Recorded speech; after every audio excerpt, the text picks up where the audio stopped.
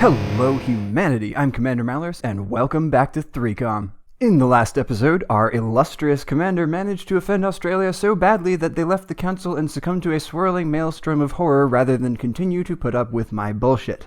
And in a totally not ominous coincidence, XCOM is called onto foreign soil for the first time in our brief history. I can only assume Brazil wasn't paying attention to Australia just now, because otherwise they would have called the UN instead.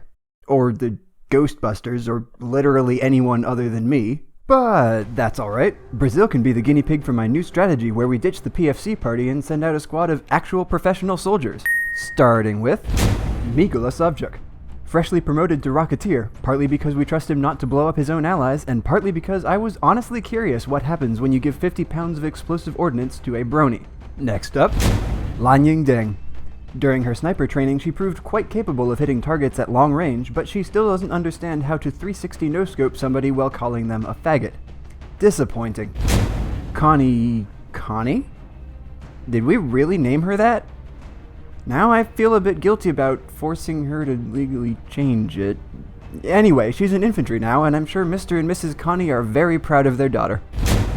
Jaime Nunez. Everyone's favorite moron is back in black, and by black I mean sort of a bluish, orangish, tan. Look, we gave him a shotgun and hopefully he knows which way to point it. Being an assault on the front lines comes with a risk of massive brain trauma, so it helps to pick soldiers who are brainless to start with.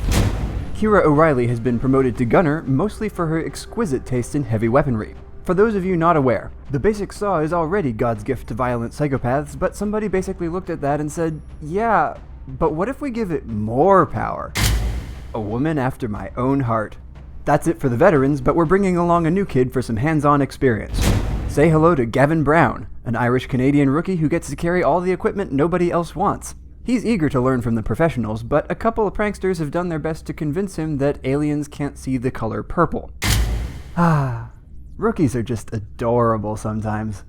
Oh, for fuck's sake, Nunez, do you have to be this stupid all the time? Sí, señor. Fuck it, just go. Brazilian authorities have requested our help, so that's where we're going next. Bradford. Alien activity continues to surge within several major cities. Bradford, we've been here. This is the same bridge we liberated in DC like a week ago, remember? You were all, get ready to deploy, something continental United States. And the squad was like, what? And the aliens were like, what? And you were like, Commander. what? Oh, right. Point being, it's the exact same bridge. Let's have Big Sky fly around to the opposite end and we can run this thing in reverse. I see this bridge has the same set of abandoned cars as the DC version, and I also notice a distinct lack of some things you might expect to find in Brazil, such as, for example, Brazilians. In the absence of actual humans to rescue, I can only assume we're here to save the bridge itself? After it was abducted in episode 1, and the aliens took it back to their secret mothership that's hovering just off the coast of Brazil, and the alien commander was like, what? And then he just dumped it out the airlock. Yeah, I'm pretty confident in that theory. Alright, Strike 1. This poor bridge is lost and scared. Let's bring it home safe. First, Brown switches on his magical alien finding device and miraculously finds some aliens. I'd estimate they're about here? Go ahead and scout farther, kid. You're, totally invisible. Ghost mode confirmed. Ooh, clever. As soon as we peek around this car to kill the first pod, there's a second pod waiting in ambush. The squad will need to hang back, set up firing positions, and wait for a chance to fight these pods one at a time.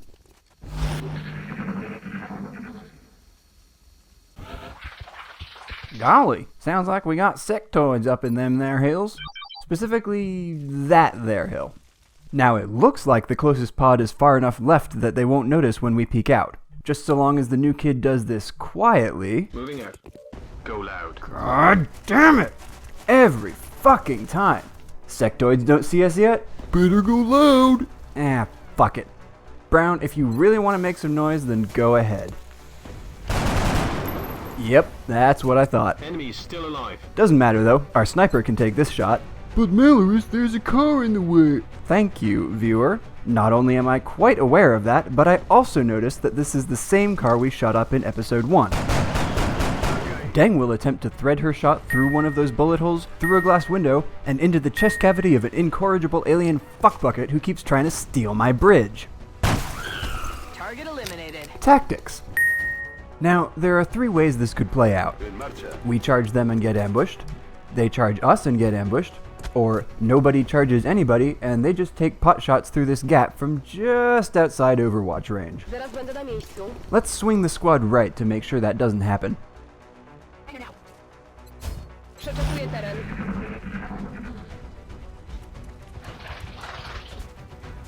What the, really? Oh, for fuck's sake. And Connie even had a shot, too. Alright, Connie, let's see if you can hit this. Bravo. Connie, bravo. Howdy there, military mama. Ever seen guns like these before? That's a rocket launcher, Savchuk, and that is not what it's for. Stop hitting on Connie and go get yourself healed up. In case the last sectoid decides to try anything, let's have some Overwatch from Connie Cash over here. Cause you know, she shot that guy in cover just to watch him die. And if she sees his buddy coming, you know his luck is run dry. Nice work, Connie. The Department of Completely Unnecessary Musical Interludes thanks you for your service. Now, is that other pod going to come running? Silencio. No oís nada. Guess not. But this pod isn't so scary by itself, so we can risk moving Connie up to a better firing position. And there it is.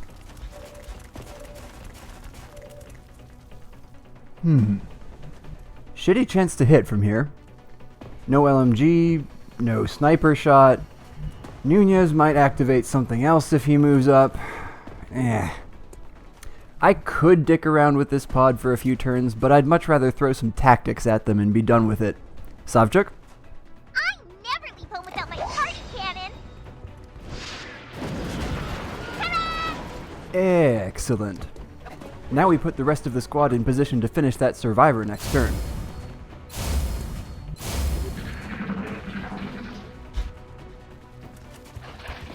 Yes, flee from my superior tactics.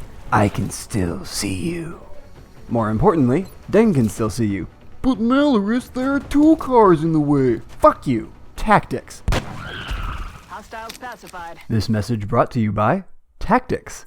It's winning for smart people. Now, some people have criticized my quote-unquote cheap tactics in the past, but I try not to listen to mortals. If the good Lord Solomon doesn't like the way I conduct my missions, he can send me a sign. 2 signs. He can send me 2 signs.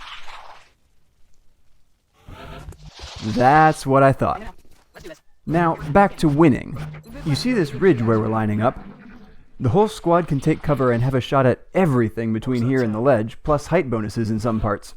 Even better, this ladder is the fastest way into our kill zone and it's completely exposed to Overwatch. So our strategy here is to camp everyone at the top of the ridge and send a small scouting party down to activate a pod. Then the scouts pull back and the A's follow them into Mallorous's magic menagerie of murder.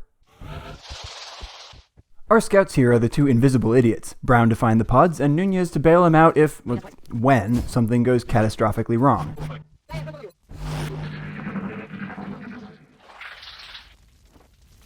What was that?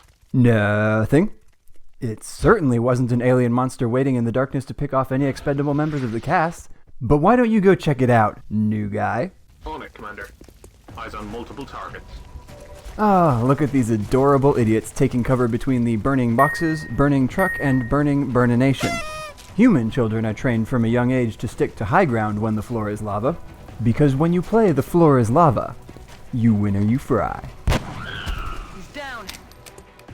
Now, we could move up and continue abusing our height bonuses, but I think it's time to step back and let the Overwatch trap do its job.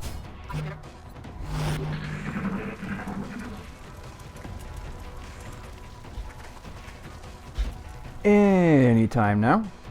Once they start coming up the ladder, it's not really a question of whether they'll die so much as which of the 6 people who shot them gets to take credit. O'Reilly's LMG is really powerful in this open space, so hopefully she'll pick up a kill here. Not fair if Connie has all the fun. Well, nobody ever said life was fair. Missed the target. Sorry, Kira. That's what happens when you hesitate for every Connie come lately who wants a piece of the action. Now I wonder, this last guy might actually be one of the smarter members of his species. I mean, sure, it's dangerous to sit on a crumbling bridge surrounded by flames and corpses and the existential hopelessness of knowing that your death will be as pointless as your life was, but it's still safer than climbing that ladder. I just hope that whenever he gets bored enough to come up here, he'll die to someone other than Connie the homicidal maniac. O'Reilly is still hoping for a promotion. Oh, here he comes. Connie, do not steal this kill. Connie. Conald Elizabeth Van Winklebottom, I am disappointed in you. And also kind of impressed. I think most of the squad is just spectating while Connie and Deng commit a minor genocide. Oh, speaking of which, one last pod and we'll be rid of these freaks at the bridge. Rather than charging up from the low ground, we'll just set up on this side of the gap and tactics the shit out of them with our squad sight weapons. Once again, our scouts will be the dynamic duo of Tweedledum and Tweedledouche. Brown? On it, Commander. I hope this works. Aha! Brown's motion tracker reveals that the final pod is crammed into a mid-90s hatchback for their Great American Road Trip. Surprise, shitbags, you're in Brazil. Although I can't really blame them since this bridge was in DC the last time anybody saw it. Well, since they came all this way, let's prepare some good old American hospitality so we can give our friends a proper welcome.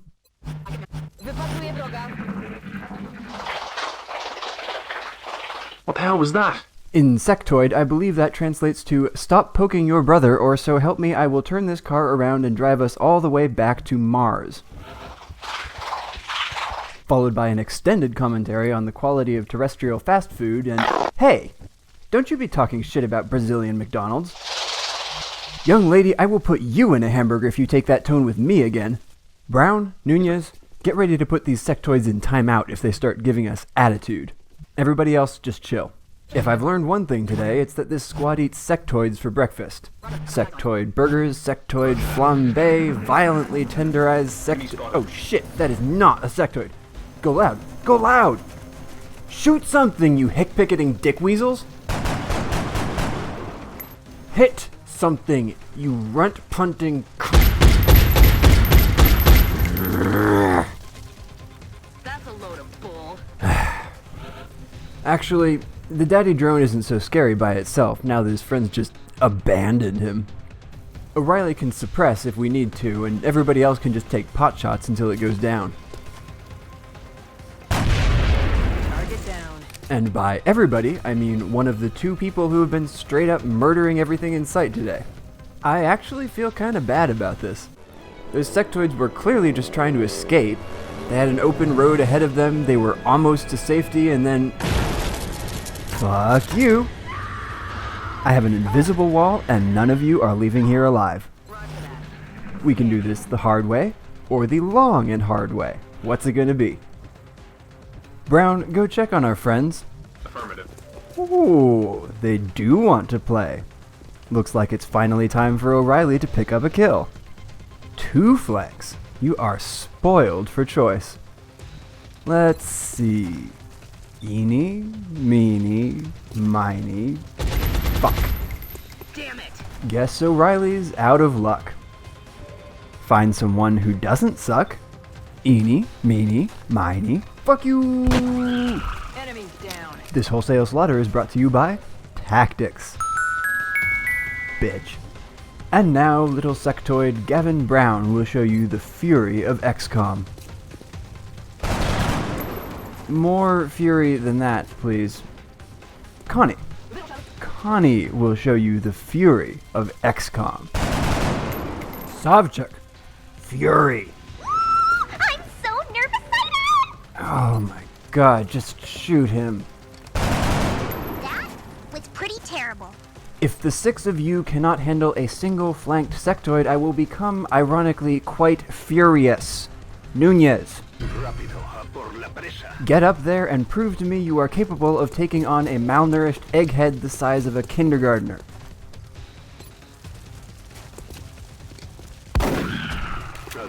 Chalk up another one. Really, Bradford? How many kindergartners have you killed? Never mind, doesn't matter. What does matter is that we are bringing this bridge back home to its family. alive, safe, and still on fire. Looks like we've got promotions for the 2 kill hogs, plasma burns for Savchuk, and a giant middle finger for the rookie who risked his life on the front lines and is still a rookie. Cheer up, Brown. Thanks to your bravery, Valen now has an entire freezer full of dead aliens to play with. Ah, and Councilman Clarence would like to grant us a whopping $90 for saving the entire country of Brazil. Hey Clarence, if you find any hot Brazilian groupies looking to express their gratitude, you, let me know, yeah? We will be in touch, Commander. Oh yeah. Now, back to a commander's most important duty, staring at a holographic globe for days on end. Oh, thank Christ. Now, who should we send to... No. Sit down, Gonzo. Give somebody else a turn. Gonzo may be a crowd favorite, but it's time to put a new kid on the catapult. Big Red Kelly is out of the gate and powering across the American West so fast that he completely misses the UFO. He catches up over Colorado and closes in for a brawl, probably looking to size up his opponent. Dodges the first punch he sees, whiffs the reply as he... Oh, and takes one on the chin! He needs to start landing hits or another one! Kelly finally connects, but he's... Time! The ref has called time and the 2 fighters return to their corners. He's looking pretty bloody there, Mal. I think Kelly might have been saved by the bell. Right you are, Mal, but that was just the warm-up. Ladies and gentlemen, Gonzo Vikram is back in the saddle and raring to go very slowly. And we're back up to full speed. I think Gonzo may be getting a little cocky with a slow motion there. We all saw his one-shot kill last time, but that doesn't mean he can pull it off with every... Ladies and gentlemen, he cannot be stopped. The one-hit wonder, the magic maverick, the overlord of OP, Gonzo. And of course, this astronomically unlikely fluke is sponsored by Tactics, the breakfast of champions. That's right, Mal, I do love a good bowl of tactics to start my morning right. Now, the UFO crash site has been scouted and we'll be taking you right down to the action on the next episode of 3Com. Hey kids! Did you like this video? Are you mildly narcissistic? Do you enjoy the taste of hot alien plasma? Then 3Com is the career for you. Sign up now and some poor soldier could get stuck with your name when they reach Corporal. Just leave a comment on Reddit or YouTube with your nickname and which of the 4 superclasses you want to be. Some restrictions apply. Commander reserves the right to reject names at will. Call your doctor if you experience a rejection lasting longer than 4 episodes.